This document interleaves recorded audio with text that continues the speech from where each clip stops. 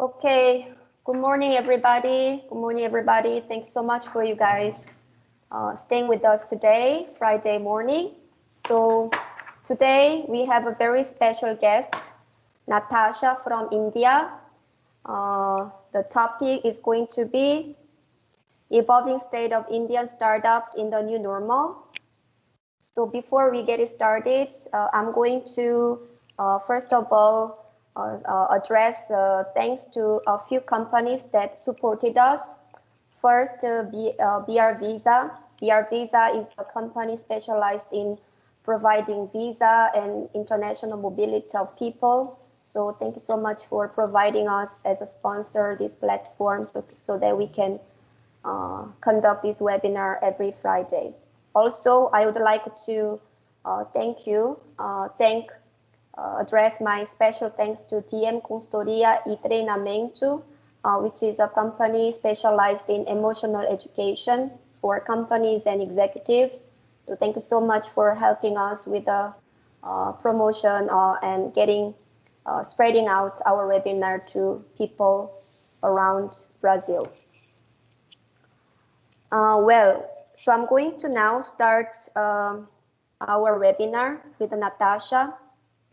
Let me start reading Natasha's bio. So Natasha is the co-founder and partner at Avocado Ventures. She is also the co-founder at Venture Gurukul, which has made successful proprietary investments in early stage ventures in India and actively advises these companies in terms of growth and fundraising strategy. Natasha is the director at Bombay Stock Exchange, listed Ladder Finance, advising on VC investments in India. Prior to that, she was at Indian Private Equity Capital Association, IVCA, and where she led the innovation initiative exclusively geared towards investments in early stage ventures and attracting foreign venture capital funds to invest in Indian early stage ventures. Natasha was entrepreneur in residence and IndiaPetrochem.com and successfully led and launched a new product, Chemical Plus channel, within short duration. Prior to that, Natasha focused on investment research in the energy and resources sector, having worked at Bloomberg New Energy Finance and ANZ Bank in Adelaide, Australia. Natasha earned her Master's of Science in Energy and Resource Management with a distinction from University College London, UCL. She has published a thesis on the investment opportunities for new electricity generation technologies by adhering to stringent risk-return parameters, for which Natasha was bestowed with the Torrens Award by UCL. So because she also represents Avocado Ventures, I think it's always good to share with you the information about the company. So Avocado Ventures which is a venture group called Capability VC Fund, is focused on early stage ventures, transforming the everyday economy with a relentless focus on capability building. Avocado Ventures co-invest in opportunities with the recurring transactional revenues, proven product market fit, and back strong founding teams with a successful track records. Avocado Ventures relentlessly focuses on building organization capability early and leverage the experience of their super experienced venture partners to scale sensibly. So the reason why we organize this webinar is because India and Brazil share similarities in terms of demographics with a large young population and tech-savvy consumers, which makes it easy to draw comparisons between the two startup ecosystems. This webinar will discuss the evolution of the Indian startup ecosystem and the opportunities in the new normal economy. This webinar will provide insights on how foreign investors and entrepreneurs can enter the Indian market. Natasha, our speaker today, will share insights on their cross-border investment experience in Indian startups. So thank you again for your time, Natasha, to stay with us. You have around 30 minutes to share your knowledge and you do the presentation PPT. After that, we're going to have other 30 minutes for Q&A, comments, and before we finalize this webinar, I am going to also invite the speaker of the next webinar to give us a little bit about the insight on what he's going to talk about next week. And then we are going to finalize this webinar before the midday as we always do, okay? So again, on behalf of all the participants of this webinar, thank you so much for your time, and you can now start your presentation, Natasha. Thank you. Thank you, Sue, for the very lovely introduction, and thanks for making me part of your webinar series and talk about the India opportunity. So keeping your audience in mind, who is very keen to explore the Indian startup ecosystem, I'm presuming some entrepreneurs and even some investors, I've done this presentation in a manner where I'll talk about the basics of the Indian startup ecosystem, give a very broad overview, talk about some macros, and then our investment thesis as a fund. So I am the co-founder and partner of Avocado Ventures, which is backed by Venture Gurukul. It's an early stage VC fund focused on, which is registered by SEBI, the regulator in India, which is focused on sector agnostic companies over here in India at pre-Series A and Series A round. And very interesting how I have personally, I'll just talk about how I've been in touch with Sue, who's moderating this panel, who's moderating this webinar, is through our China collaboration. So we at Venture Gurukul have been doing a lot of roadshows in China, where because we have been investing earlier prior to the fund with our proprietary capital in companies in India. And I think it's a very interesting time to be in the venture capital space, I would say, in the world, since the maturity of US and now China. Emerging economies like Brazil and India have become very interesting and lucrative space where digital adoption is growing rapidly, and at the same time there's huge opportunity for startups to disrupt the normal way of doing business with the app ecosystem and mobile internet and various other technology transformation. So it's a very interesting time, and like Sue rightfully mentioned, there are a lot of parallels between India and China, and as well as India and Brazil to a lot of extent. I could say culturally, we have a young, large population, and I think there's a lot of learnings which can happen from both sides, which is what we have been doing with our roadshows in China, where we have co-invested alongside some international investors in China, in Singapore, and even in Dubai. And now I think some of the investors in Brazil are actively looking at the India market as well. So yeah, so this is how we're going to do this format. And now I'm going to do a share screen of a short presentation, which will just give you a brief of the ecosystem over here in India. So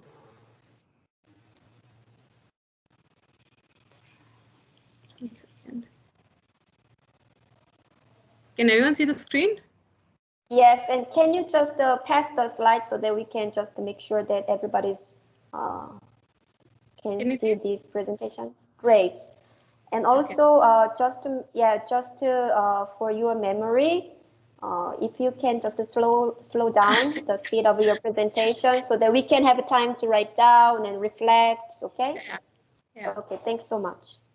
So yeah, so starting off with the venture capital market over here in India, if you look at the VC investments, so like I said earlier, comparing with one of the more and the larger VC ecosystems in US and China, where US of course is 136 billion, and China is been making a lot of headlines with their $50 billion VC investment, which happens as of last year, right? And it's been growing phenomenally as well.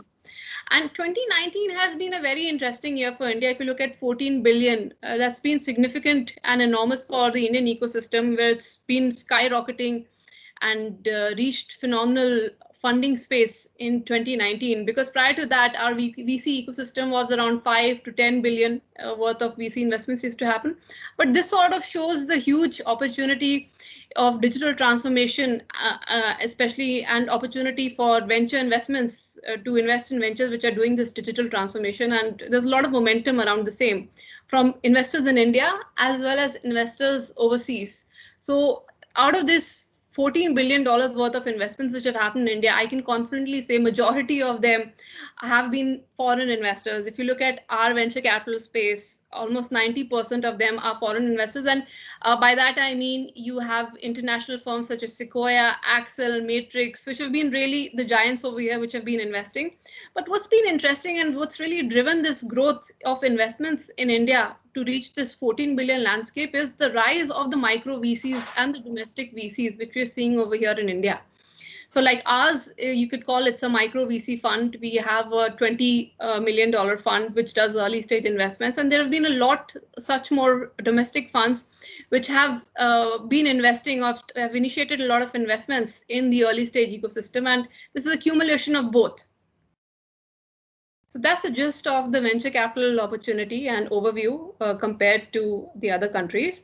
If I talk about the startup ecosystem in India, we can say that India is the third largest startup ecosystem in the world, and this is based on the number of unicorns. So if I compare it with the number of unicorns, like I said in earlier mature economies like China and in US, right? So India is the largest with 24 and rapidly rising. 2019 was a very interesting year for startups because we had 7 unicorns which got added further to our list of unicorn list, and this 24 is inclusive of that 7. So this sort of a growth where we've seen addition of 7 companies come into this unicorn category because of the large and the mega funding rounds which have happened speaks volumes about the growth and the maturity which we're seeing in the Indian startup ecosystem. And the average time to become a unicorn also has been shortening, so it's now, I think if you look at Paytm or Ola Electric, some of these companies have become unicorn in less than 3-4 years. In fact, I think Paytm Mall has and Paytm, their financial arm, almost become a unicorn very soon. And this is sort of this time frame is shortening, as we have seen in China, where companies have become unicorn in a year or even less than that. So that sort of speaks the volume and enthusiasm and the confidence the investors have in the ecosystem and the digital transformation of ventures to be converting most of the offline transactions to the online transactions, maybe through your mobile or otherwise through the SaaS platform as well. So average valuation per unicorn also, it's around 3.2. I think some of the largest unicorns, Byju's has become the most valuable education company in the world, right, with the funding which they have received recently. And so is the momentum is humongous over here in India for startups. And yeah. So, and one more thing. So India is a young nation, as you could say for Brazil as well. So if you look at the median age of a founder in India, it's 36 years old. So they're young founders and who are doing a lot of disruption with the tech ecosystem over here. So if you look at the cumulative value of startups in India, that's almost around 55 billion right now. This I'm talking about all the startups in India, and they're roughly around 9,000 odd startups as of now in India. So the combined valuation of all these startups is by a lot of approximate is by industry approximates around 55 billion. This is a number which is put forth by NASSCOM, which is an industry association for tech ventures over here in India. So this is the number which they have thrown around. And as you could see, we are seeing a lot of unicorn companies in this. Is around 21% formulates this 55 billion. Right, 24% of that is late stage companies. So we are seeing like a huge dearth of mega rounds which are happening in India, and this is picked up pace despite the pandemic, which we have seen now, where like I said earlier, Byju's and the likes have raised some mega rounds. So this sort of momentum and enthusiasm we are seeing in the Indian ecosystem. And what's more interesting is the projection. So it's being projected. Like if you look at the ecosystem in China, where there are around 200 unicorns, right? In India, this number is projected to come up to around 90 to 100 unicorns by 2020 to 2025 with the momentum which we're seeing right now. And cumulatively, if we make these estimates, approximately the valuation of all the startups should cumulative value should be more than 400 billion. So this is a sort of huge opportunity which we're seeing in India. And yeah. So if I talk about the 9,000 odd startups which are there in India, and you look at the breakdown of what sort of sectors are these startups based out of. So we'll start with, if you look at the right side, 19% is on enterprise SaaS tech companies, right? So which are providing enterprise solutions for businesses, even from a consumer standpoint.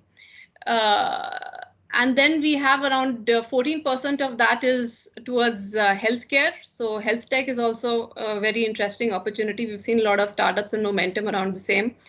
And then you have fintech, which is around 10%. So these three segments, enterprise tech, health tech, and fintech, they are the ones which are, you could say, more mature ecosystems over here in India. And you have a lot of winners in different segments of these, in different subsegments of these sectors in Indian startups.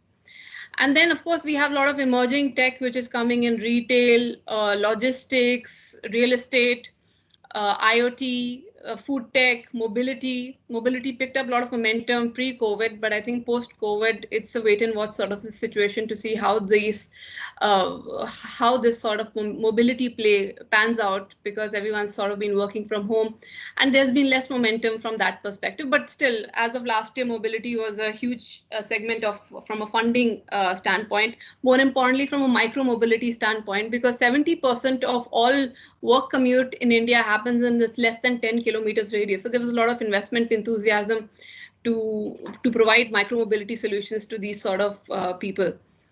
And then, of course, agri-tech is also something which is very interesting. And there's been a lot of regulations around the same, which has made agri-tech very lucrative.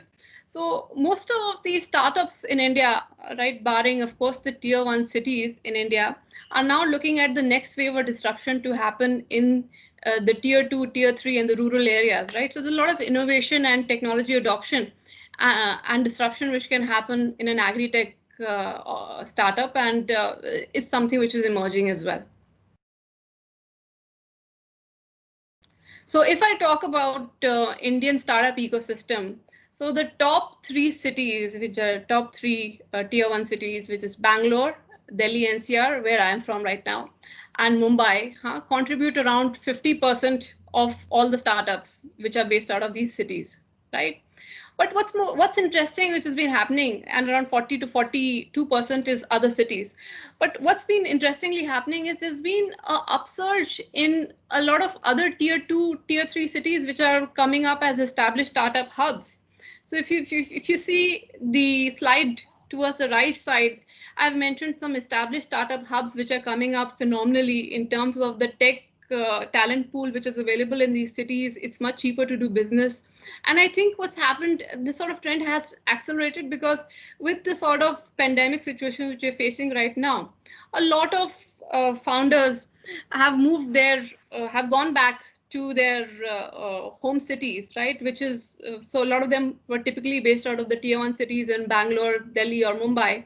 And now they have started because of this current situation, a lot of them have gone back to their native cities and established teams over there. And this sort of momentum and trend is picking up from a employee perspective also. And plus it gets cheaper to do business, and you tend to be more thrifty with cost, especially when you're an early stage startup. So these sort of startup hubs are emerging with a talent pool and viability to do business in these cities in terms of the infrastructure and everything. So you have Hyderabad, Pune, Chennai, which are emerging as prominent startup hubs. A lot of unicorns have emerged out of these cities as well, which has provided huge employment opportunities to in these cities. And then emerging startup hubs like Ahmedabad, Jaipur, Kolkata, Kochi also, which have also grown much more than these established startup ecosystem, because the pace and enthusiasm of these cities with the founders over there has gained a lot of momentum in terms of the investor community and the investments which they have received in these cities. And then, of course, you have more emerging startup hubs in Coimbatore, Chandigarh, so on and so forth. So now if I talk about, so far we've talked about the overall startup ecosystem from a bird's eye view in India, from a layman's perspective. Now we'll talk about the India growth story, which everyone is attracted towards, and most of the foreign investors are very keen on this growth opportunity which they see in India and how it's ripe for disruption. So in India, it's projected, there are a lot of forecasts which is being made from a 2 trillion odd GDP figure. We're looking at expanding to a 6 trillion GDP economy, right? With most of the growth will be driven by this middle class, emergence of the middle class, especially the upper middle class and the high middle income segment, as is shown in this graph over here. If you look at 2030, so it's moving away from a pyramid structure to a very top heavy structure. Means people are getting richer, are expected to get richer, and as they get richer, they have a higher propensity to spend money on discretionary income. So with the projections which are being made, with India reaching a $6 trillion economy by 2030 by a lot of forecasts, this is by the World Economic Forum. So we expect people to get, especially the middle class, to get richer. So today, 1 in 4 households in India fall into the upper income and middle income segment. But by 2030, it's projected that by 1 in 2 households will be upper income and middle income segment by 2030. And if you look at the bottom of the segment, so a lot of people right now, if you look at people who are living below poverty line, by this estimate, it's around 15 million households.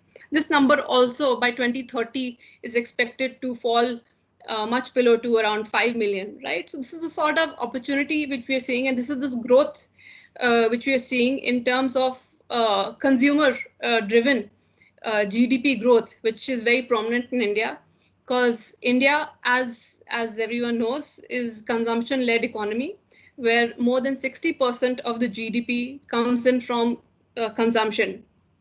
And this is expected to quadruple further as we reach a $6 trillion economy. And that's why there's a huge upsurge which is going to be in terms of digital disruption of these more offline transactions through the app ecosystem. So as I talked about earlier, India is a young nation. So almost 70% of our population, 77% of our population will be comprised of millennials and Gen Z by 2030. And the average median age right now of an Indian is 28. And this is projected to be 31 by 2030. So very young, especially if you look at other countries like US and China, which by 2030 will not be such a young nation as they are right now. So it's a huge opportunity for digital disruption, because the consumption pattern of millennials and Gen Z is going to be completely different from what we saw of the baby boomer population. This sort of a population is very tech savvy, prefers values brand, is very brand conscious, and defines values in terms of what they are getting, right? So they are not very cost driven as Indians typically tend to be, but they will really value spending more money if they feel they're getting something better, right? So this is sort of spending habit they will have. And secondly, they tend to spend more. So in India, we typically have a higher saving rate. Around 22% people end up saving their money. 22% is the sort of money which is saved by an average Indian of his average salary, right? So we tend to have higher saving rates, but I think going forward with the sort of millennials and Gen Z, which will be redefining our demographics, this sort of saving habit will tend to come down, and they will be more, it'll be more consumption driven and spending driven. There'll be willingness to spend more. So which is good for a lot of consumer tech companies looking to encash on this opportunity, and this is the good macros to support it.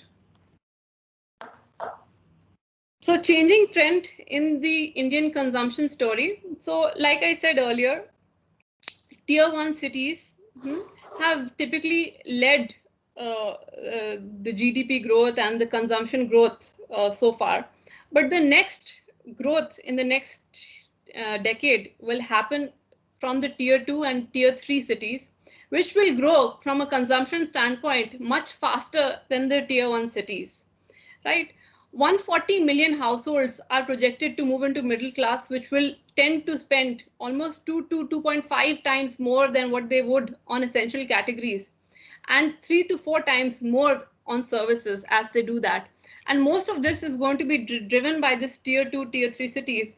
And like I mentioned in my earlier slide, we're seeing a rise of startups coming up in these tier 2, tier 3 cities.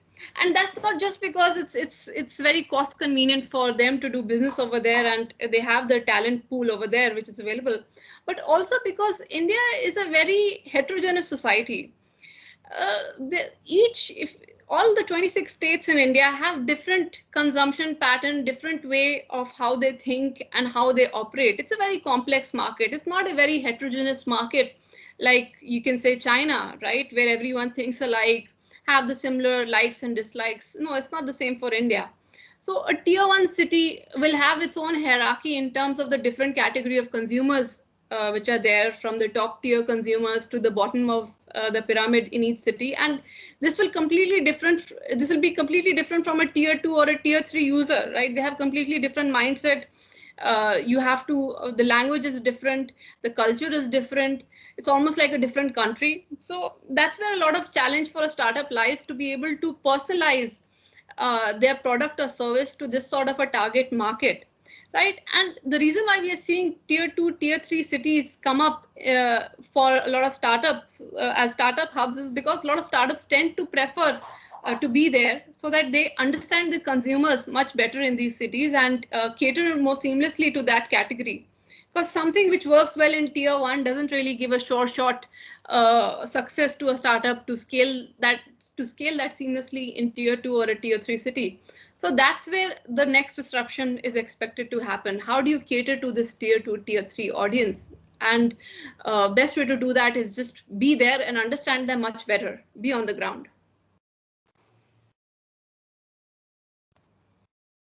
So these are another macros of how we are seeing exponential growth, which has happened in the Indian startup ecosystem. There are two things which led to that: lowest cost of data in the world and the falling handset prices, thanks to influx a lot of Chinese OEMs over here. There's been handset prices have fallen down way below that. Even people at the bottom of the pyramid, lower middle class, can afford it. So everyone can afford it. And that's really triggered a lot of people to come online. And I think the lowest cost of data is something we have to give credit to Reliance Jio, which has launched their 4G plan, which has been the cheapest in the world. As you can see on the graph on the right side of the slide, India has less than, it's almost 9 cents for 1 GB of data of internet, compared with, let's say, $8 per GB of data in the US. And I think I can look at Brazil over here. It's around $1 of data per GB for internet. And this is as per Statista. So that's something which has really triggered a lot of people to come online. And if I look at the rise of internet users, it's been growing at a CAGR of around 16% from 2015 to 2019 so far. And it says over here the internet users is 637 million users. Out of that, almost 80 to 90% of them are accessing internet through mobile. So they have completely skipped that era of web to access internet. And now everyone seamlessly just accesses internet through their phones, thanks to cheap smartphones and the lowest cost of 4G data. So one thing I wanted to bring forth, and Sue, our moderator, rightfully wanted me to highlight, was to talk about the government initiatives which are being done in the Indian startup ecosystem over here. Because I understand this is true for Brazil as well. In India, there's a shortage of capital available for startups to get access to, and I think the same is true for Brazil. So some initiatives from the government which has really propelled the startup ecosystem over here. There are a lot of schemes which have been launched to encourage startups. In fact, our Prime Minister's very popular initiative is Startup India, Stand Up India initiative, whereby there's a classification of startups, which I'll talk about in the next slide. It's over here. Yeah. So according to this definition, right, any entity which is established over here in India, less than 10 years ago, within this 10-year duration, is classified as a startup, as per which you will get from DPIIT over here in India, and has a turnover less than 14 billion in terms of revenues for the Indian entity. So anyone who comes or who's looking to establish business over here in India, it's very favorable for them to be registered as a startup, where the government over here, giving this prerequisite in mind, should have a revenue of less than 14 million, which is true for almost all early stage ventures.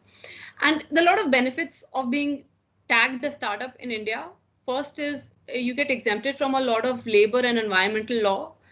So the compliance for that has been negated altogether for startups. There's a tax holiday which startup gets. So out of 10 years of operation, you have opportunity to get to be completely tax-free for 3 years, based on whichever 3 years you choose out of 10 years, right? Fast-track patent application, and as well as they cover 80% rebate is given for filing the patents. So that's something which is of huge interest to startups. And then what's more interesting is it's very easy to set up companies in India, which I hear from a lot of people who come and start companies over in India, but it's very difficult to wind down those companies. And this startups they have a very high failure rate. So with this initiative, it becomes very seamless for them to wind down a company within 90 days of filing an application, right? So these sort of incentives make it very attractive for a company which earlier could not get this benefit, especially for startups, to get this fast track access to easily set up their operations and get to go with their business over here. So this is something, if any of your entrepreneurs are looking at, they should definitely, if they're looking at coming to India, this is something they can bank upon when they set up a company over in India, get themselves to be a registered startup in India. And this is something, an initiative very close to the heart of our Prime Minister Narendra Modi, Startup India, Stand Up India initiative, which is defined startups by the above parameters. From other perspective, I think from a capital perspective, we are seeing a lot of policies and schemes which have been introduced to benefit startups. So the other is from a funding perspective. This is, as you can see on the slide on the right side, you have SIDBI, which has provided a lot of fund of funds. So their very popular initiative is their 10,000 crore fund of funds, which I convert into dollars is around $1.4 billion fund of funds of capital, which is available for domestic VC funds who have set up entities over here in India to apply for. So that's a good domestic LP pool which has been created. So SIDBI has a couple of fund of funds under them. I'll talk more about them in the next forthcoming slides. So that this is something from the central government perspective. But what I can say in terms of jumpstarting this ecosystem over here in India is the state level funding opportunity available for a lot of domestic VC funds to get access to. So in China, one of the reasons why they've become so huge, $50 billion startup ecosystem, is because each city in China has funding available from the government's perspective to launch startups in that particular city, right? So there's a lot of domestic pool of capital available for each city. And that's why with this capital which is available, they have been, you can see a lot of funding happening to the rightful startups in these cities. So in India also, this trend is also emerging, where cities like, states like UP will be launching their own fund of funds scheme for companies which are registered in the state of UP to be able to get access to. So when I'm talking about this 10,000 crore fund of funds, which is around $1.4 billion, this funding is not just available from a VC perspective for LPs, as prospective LPs, but even for the SIDBI has also done direct investments in startups themselves. But of course, it's more efficient to give this money to a VC fund, as they can manage this much better than SIDBI could otherwise on their own. So this sort of a scheme, policy level scheme, has really given a lot of impetus to the micro VC culture over here in India, where SIDBI has almost come in with the commitment of 20 to 30% of the fund through their fund of fund initiative for encouraging more domestic capital to grow in India. And then, of course, a very popular mission is the Atal Innovation Mission. So this is to encourage more innovation and incubation to happen at schools and colleges, because these are also budding grounds of innovation. As we have seen in China, right, a lot of investments have gone into these universities to have high-end, high-tech labs where a lot of R&D happens and prospective opportunity for a lot of tech disruption and even from medical disruption to happen through these incubation and R&D facilities in these universities. The same is true by this Atal Innovation Mission, which has spearheaded, actually the government has funded a lot of universities, around 300 universities and colleges, and even some schools have been funded to set up an incubation center at their vicinity and encourage the culture of entrepreneurship amongst students. And then, of course, this is the Make in India initiative, which has encouraged more investment in manufacturing. And manufacturing has also become manufacturing 4.0 with a lot of industrial IoT perspective to be added to this. So that's where it's very interesting for startups to come in this space. So as I was talking about earlier, SIDBI's fund of funds. So the first one, the fund of funds FFS, which is the one I was talked about earlier, which is around 1.4 billion worth of corpus. The commitments which have already been made out of this 1.4 billion has been around 500 million, right? Which has been invested in 53 AIFs, around 338 startups in India, right? And then the other fund is called an Aspire fund. It's a 44 million fund, very focused towards rural and agro space investments in India, MSMEs and startup business in this segment. And out of which around 6 million or so have been deployed, even some five AIFs. AIFs, let me say the full form is Alternative Investments Funds, which are domestic funds registered with the Security and Exchange Board of India like us. So 5 AIF funds have received funding from the Aspire fund. And then there's the India Aspiration Fund, which is a 2,000 crore fund, as you could convert it in dollars, is around $285 million fund. Commitments made to it around 133 million have been committed to 26 AIFs, alternative investment funds over here in India.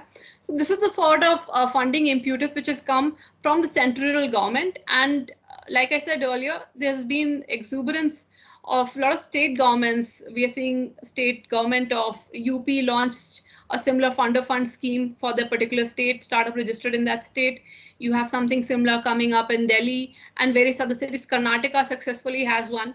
So this sort of a funding impetus locally has triggered the domestic venture capital ecosystem. So barring the equity funding, which I talked about earlier, the government has also launched in parallel a lot of debt funding schemes available to startups, because startups otherwise can't get access to that line of credit, which they typically could from a bank as a normal business can. So then you have the venture capital assistance scheme that's more focused towards agri businesses, which has disbursed around 122 million worth of loans. Then you have these are collateral-free loans, right, which are available to startups as mandated by the government. Of course, provided at some interest, at normal interest rate, so not too exuberant. And then you have the Udan scheme, which is committed corpus. The government has committed around 1 billion for that sort of scheme to invest in, to provide debt funding for startups, with the minimum ticket size being around $140,000 for each startup to get access to that sort of debt financing. Then you have the PRISM scheme, which is by the Ministry of Science and Technology, which is more focused towards investment in green technology, affordable healthcare, water sewage management, such sort of ventures. And this scheme has provided grants to startups, which is around $3,000 to $7,500 worth of equity-free, debt-free grant available to these ventures. Then you have the Mudra scheme, right, which also provides collateral-free loans of up to per startup of around $14,000. They could get access to this sort of debt financing, and this is sector agnostic. With this scheme by the central government has been given a line of credit of around 140 million, which also has been triggered through the banks to lend to these startups by providing a zero collateral borrowing opportunity for startups. So then I think the other question which everyone is keen to know about, okay, India is such a great, large, exciting market. You have huge exuberance in the VC investment space. How is the exit scenario shaping up? I think 2019 has been quite a phenomenal year where we have seen almost $3-4 billion worth of exits happen only from a VC perspective. In the next slide, I'll tell you more about the exits which have happened in venture capital space from VC perspective. And a lot of them have been strategic exits, strategic sales. So we have seen some of the earlier investors get exits from some of these larger VC funds, hedge funds, or even corporates, right, which are keen to participate in these companies. And because a lot of companies, like I mentioned earlier, have been raising mega rounds, and there have been huge companies which have been created, this whole funding spree which has happened. So a lot of these late stage investors are very keen to give exits to the earlier investors, and that's built a huge exit success story for the Indian venture capital space. Even as I talk about from a COVID level perspective, right, the H1 2020 saw 56 private equity exits which gave exits worth of 2.9 billion in first half of 2020, despite the current pandemic. And if I talk from a VC perspective, one of the largest VC exit happened for Byju's, which is one of the largest edtech company in the world, not just in India, where a partial exit was given to one of the earlier investors of Byju for around 100 million. This just happened very recently. So this slide just gives a gist of the top 10 VC investments which have happened in 2019.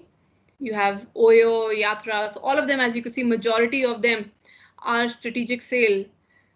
And IndiaMart was one of the few which went for an IPO and which did very well, where their earlier investors got phenomenal exits. So the exit value which you see on the right side is actual cash exits which happened for these companies. I think the most talked about was Oyo, which got a 1.5 billion worth of exits, where Lightspeed and Sequoia got an exit from the founder who bought back their shares. So that was quite a phenomenal exit.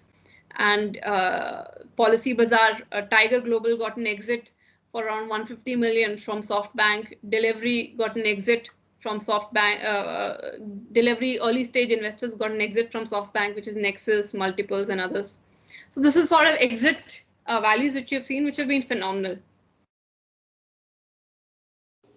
I think so far I've just given a very broad stroke overview of the VC ecosystem in India. And now I'll talk about our fund, which is Avocado Ventures. So we are focused on investing in ventures which will transform the way people interact and transact in the everyday economy in India. So when I talk about the everyday digital economy, what do I really mean by that? We have around 500 million smartphone users in India, right? And all of them have we've seen a shift of the transactions, offline transactions happen through the app ecosystem. May it be when they wake up from booking their cab rides. We have seen almost 2.2 billion worth of cab rides, which happened in 2019. This is of course, pre-pandemic, but still, it's been very exciting from a mobility perspective. And what's seen a huge exuberance is the digital adoption we are seeing in terms of entertainment. So news, digital entertainment, maybe TikTok. Well, TikTok has been shunned in India right now, but there are a lot of other media and entertainment apps, right, which have catered to the audience, local audience in these different cities, very vernacularly. See, India is a very, like I said earlier, very complex market. So each state is like a country in itself. There are around thousands of languages spoken in India, right? 22 official languages are spoken, 22 official languages in India. So to be able to have a media and an entertainment app to be catering to each of these vernacular languages is quite a feat in itself. And it just doesn't translate well if you just have an app which seamlessly translates into different vernacular languages. No, you have to curate it according to that particular audience of target audience of that particular city. If you're catering to the tier 1 audience in that city or the bottom of the pyramid in that city, so there's this huge opportunity because it's a heterogeneous economy of regional players to come up in terms of digital news, media and entertainment, which is what we are seeing right now in India. There are a lot of local players which are emerging as strong contenders in each of these geographies across the country. So there's a huge opportunity in that. Then, of course, in terms of e-commerce, we've seen exuberance, which has happened because of the pandemic. But pre-pandemic itself, we have around 110 million online shoppers who are transacting through e-commerce. What's more interesting is, though India has been a very cash-driven economy, we have UPI, which is Universal Payment Interface, which is the local payment network launched by the government's payment authority. And that's facilitated digital adoption of a lot of transactions which have happened through the UPI internal network itself, right? So if you talk about a lot of cashless transactions which have happened, you can see that's been on the upsurge, but still there's huge opportunity around the same.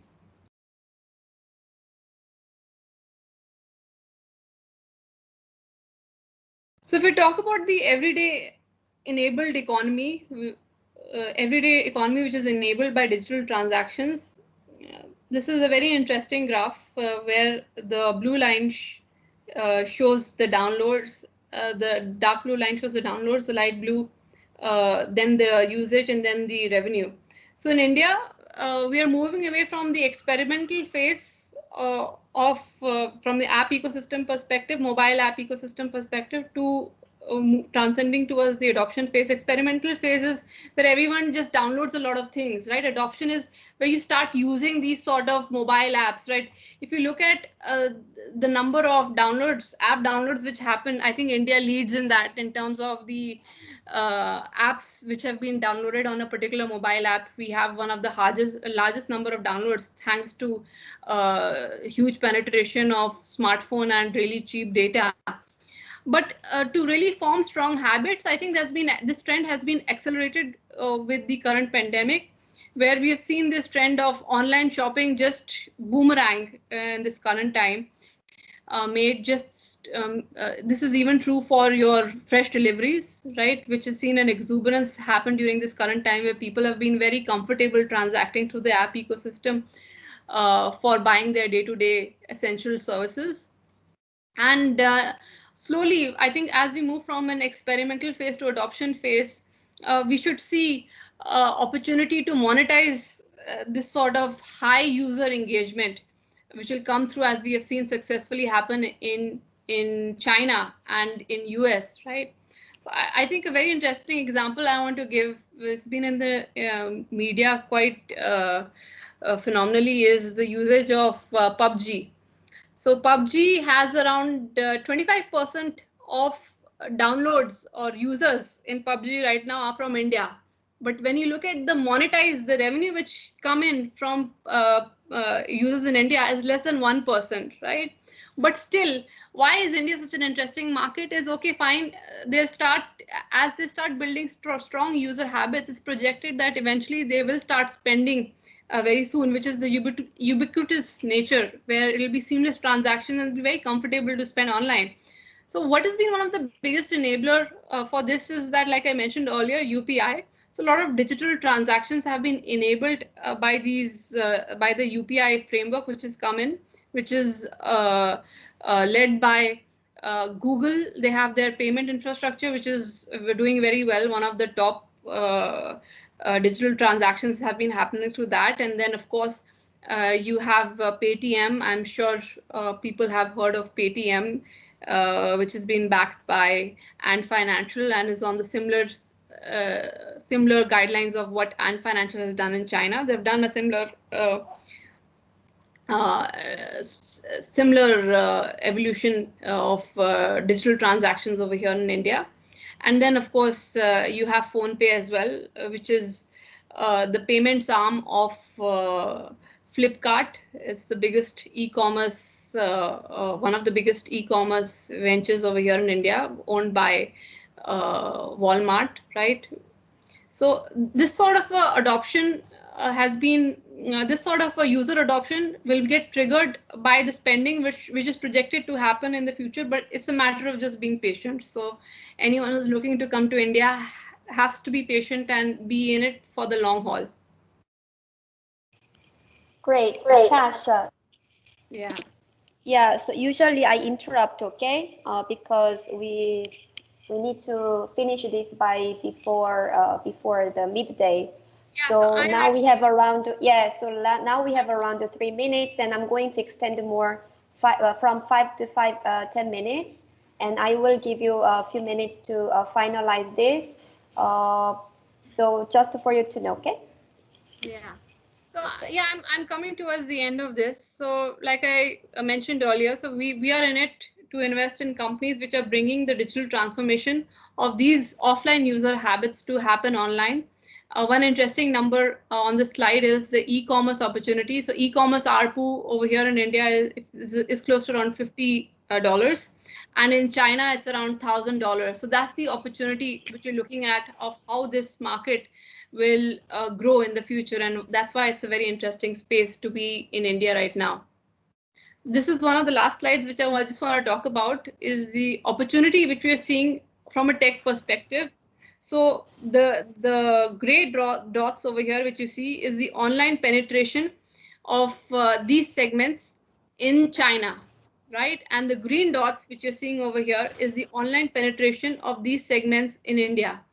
So as you could see, overall retail, right? The online penetration of that in India is just 3%, yet it's 40 billion if you look at the GMV of that 3%, right? So there's a huge opportunity as we reach the double digits in this market. So that's why it's a very lucrative space, and it's really a large addressable untapped market. And this is why a lot of VCs, especially foreign VCs, gets them excited, is this huge untapped market opportunity in each of these spaces for digital transformation.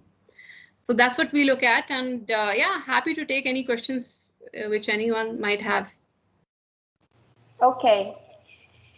Natasha, so generally we interrupt because we give 30 minutes for the speaker to do presentation, but because this content is very important for us to be educated so that we can possibly organize other sessions. So I just let you, freely talk about the content. So actually, because of the time issue, I'm going to invite the speaker of the next webinar, Anderson Medeiros from Trade Energy, which is the marketplace of energy connectivity. Then I will address to you a few questions from the audience, and then you can finalize your webinar by final comments, and then hopefully we will be able to finish this within 10 minutes. So Anderson, just to make sure that we can hear you, We can see you. Yes. Hi, everybody. It's Anderson Medeiros here. I'm CEO at Trade Energy, and I want just to invite everyone to watch our webinar on next Friday at 11:30 a.m. At Brazilian time. So let's talk about innovation on energy sector and the generation sector, energy and consumption, and all of the technologies. It's disruptive the next years, and I invited you to watching us. So save the date. Thank you. So thank you, everybody. Okay, Anderson, because we are talking to the audience in Brazil, please speak in Portuguese, okay? Ok, então eu gostaria de convidar a todos, né, que assistam ao nosso próximo webinar, que será na sexta-feira, né, horário de Brasília, às 11h30 da manhã. Vamos conversar um pouco sobre inovação no setor de energia, principalmente para inovação para consumidores de energia e inovação também na geração de energia. E vamos falar um pouco sobre o mercado nos próximos anos. Então, tomem nota aí da data, salvem aí a data e até a próxima sexta, às 11h30 da manhã. Obrigado, Su. Okay, so Natasha, Trade Energy is one of the startups in Brazil that have this vision to be international. So I think it was very timely that also he was able to attend your webinar. Okay, Natasha? Okay. Okay, so I will address to you a few questions here that you can just answer at once, and then I will let you make the final comments. Sure. So yeah, the first question is, what is your perspective, right, about avocado's investment in Brazil in the next 2 years? Actually, we talked about it, so just feel free to comment on that. And another question is, what's your perception about deep tech, right? The deep tech like a Genoma and others, very disruptive deep tech. So I think we also talked about it, involving the Brazilian startups, maybe going to India or other areas where you cover. So can you just comment in these on these issues? Yeah, sure.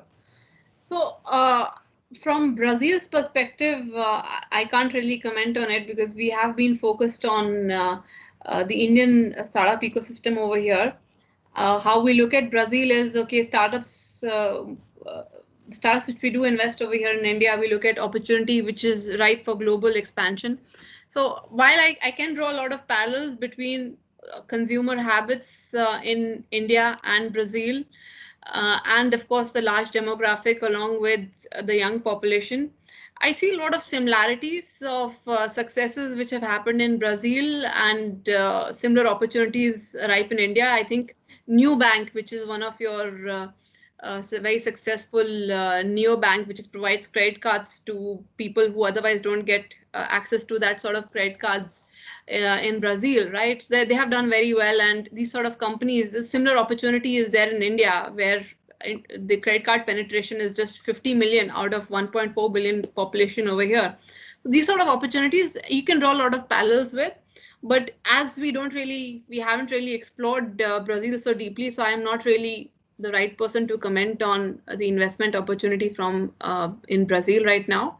I think, Sue, you are much better placed for that. But what we do look for is, let's say, companies or deep tech companies, which have a global application and can expand to regions like Southeast Asia, even India, because there's a large addressable market for what they have built and which can be scaled seamlessly to those sort of markets, right? So that's something which we would be very keen to explore, talking about startups in Brazil, which can expand to, let's say, Middle East or Southeast Asia. So that's something we would be keen to explore, but it should have a global application to it. And the second question you had was around a perception of deep tech startups.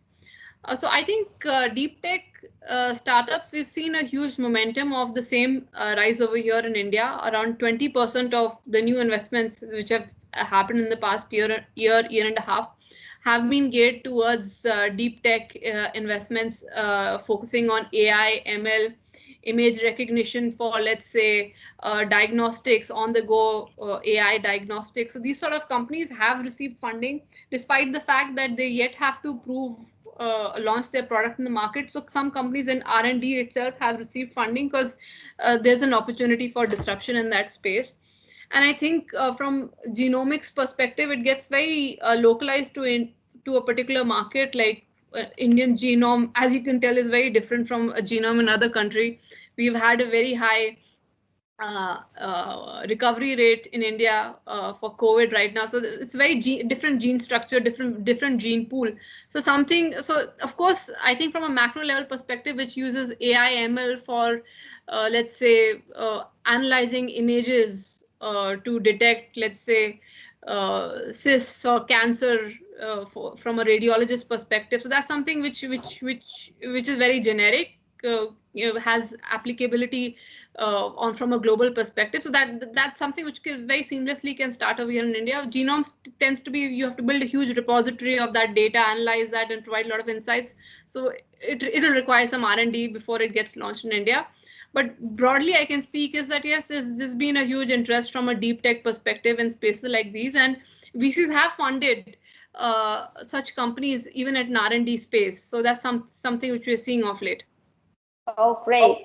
And the last question here is, does Avocado Venture help Brazilian startups to set up in India like an incubator, or Avocado just invests in startups that are already there? Already there means? In India. No. So yeah, like I said earlier, we are keen to look at companies, let's say in Brazil, who are looking to expand in India, Southeast Asia, this side of the region. So that's something which is of interest to us. And with our fund, we come in with an investment. And of course, one of the USPs of a fund is we help build startups with capability. That means providing right insights in terms of overall strategy, market appropriate go-to-market strategy, complete hands-on operational support, right, and help them with the hiring and everything. So that's something which we do to our portfolio ventures, which is a huge value add, especially for companies coming in from overseas to expand into India. So if you are looking at that, so you can please be happy to get in touch with you and explore that. Amazing, Natasha. So now we have around 3 minutes to finish the webinar. So just for you to be aware of the what kind of audience that we had today. We had the representative of the venture capital companies that advise the tech companies in early stage and maybe going for international. We have the representative of the governments. So all these explanations, the government initiatives was very helpful for those who were with us. We also had the advisors in accounting and legal sector that are very used to deal with the cross-border transactions and so on. So we had a very diversified and high qualified audience to attend your webinar. So thank you so much again for your collaboration. And so I will give you about 2 minutes so that you can address your thanks words to everybody. And so let's keep in touch professionally. Yeah. So thank you, Sue, for hosting this, and it's been a pleasure to give a broad overview of the Indian ecosystem and what we do over here. And like I said earlier, so we are keen to look at Brazilian startups which have achieved some sort of a product market fit, have got some product up and running in Brazil, which are looking at expanding in Southeast Asia, India, or MENA from an investment perspective. So if you do have any such ventures which would be exciting to look at, please do get in touch. And my email coordinates, I think Sue could share it, or in my presentation I shared it earlier. So happy to get in touch, and I'll just put that in over here in this dialog box as well. So and from investors' perspective, right, who are looking at doing some investments in India, I think it's always wise to do co-investments with one of the local investors over here, because what's important is to manage the portfolio once the investment has been done, right? So that's where a local investor comes in place. And we have, like I said earlier, done a lot of co-investments with investors based out of China, Dubai, and Hong Kong. So please do get in touch. Feel free to get in touch, and happy to discuss more and take this conversation ahead. Amazing, Natasha. It's great to have a partner in Southeast Asia, India, on the opposite side of the world. So thank you again for your contribution, and thank you so much, everybody, for your time. So great Friday over there for the audience, and great weekend for you, Natasha. Thank you again, and let's see next Friday. So have feel safe, okay? Feel safe, and let's stay in touch. Bye, guys. Thank you so much. Okay, bye. Take care. Bye-bye, Natasha. Bye-bye. Bye, everybody. Thank you.